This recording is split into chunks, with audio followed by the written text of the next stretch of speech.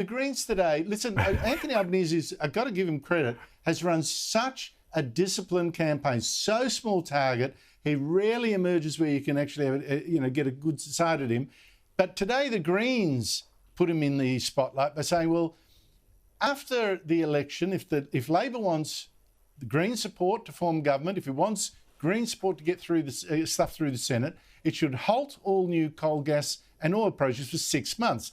Now, Labor leader Anthony Albanese said, no, this was a con, won't happen. Why should we believe him when we remember what Labor did after the 2010 election, make a deal with the Greens that gave us the carbon tax that Julia Gillard promised we'd never have?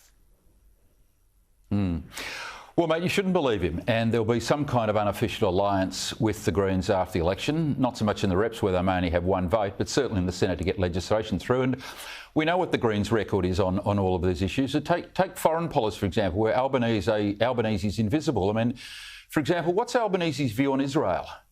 I mean, he's been there once. I don't think he's been there for 20 years, one of the most important democracies in the world. 3 years ago, he said that Israel were having settlements in the Gaza Strip, which was complete nonsense. That was 4 years ago. 3 years ago, he was pictured with Jeremy Corbyn.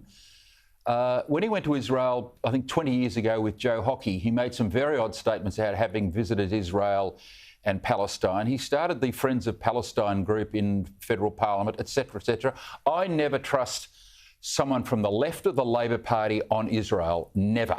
Never. I trust the right of the Labor Party, Shorten, Conroy, Richard Marles, Michael Eason, Mary Eason, all of the great figures, the New South Wales right and the Victorian Labor right. You can trust on Israel, but never the left. And this bloke has never paid proper attention to Israel. He's never made any grand statements in support of the Israel democracy, except to say, he supports a two-state solution. Now, if he wants to be the leader of this country, and he hasn't visited Israel, one of the most important, courageous democracies in the world. He hasn't been there for 20 years and he has no idea what's going on in Gaza.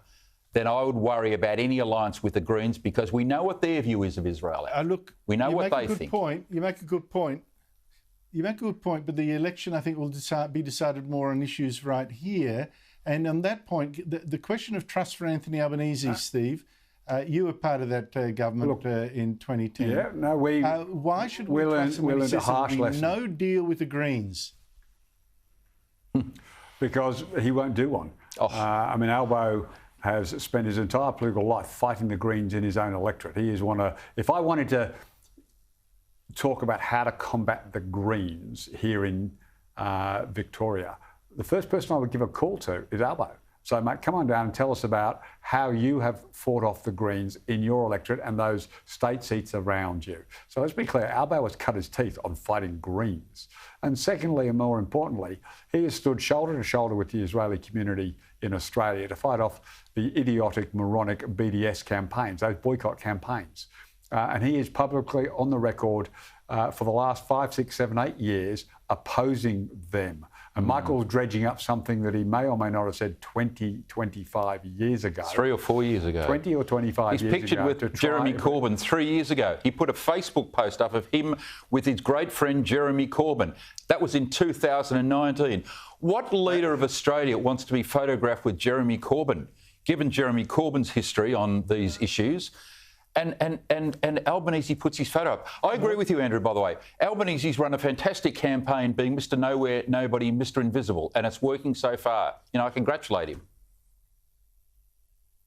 Yeah, but the point is, of course, he's been allowed to do that because the Liberals seem to be more interested in talking about themselves than Labor.